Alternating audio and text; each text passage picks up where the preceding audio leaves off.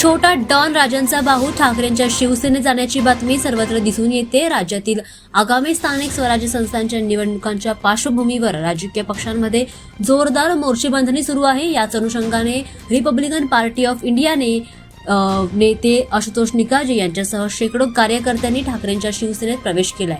मातोश्री निवासस्थानी पक्षप्रमुख उद्धव ठाकरे यांनी आशुतोष निकाजे यांच्या हातावर शिवबंधन बांधून त्यांचं स्वागत केलंय। निकाजे गटाच्या प्रवेशामुळे आगामी निवडणुकांच्या पार्श्वभूमीवर मुंबई आणि कोकण पट्ट्यात उद्धव ठाकरेंच्या शिवसेनेला आणखी बळ मिळण्याची शक्यता आहे।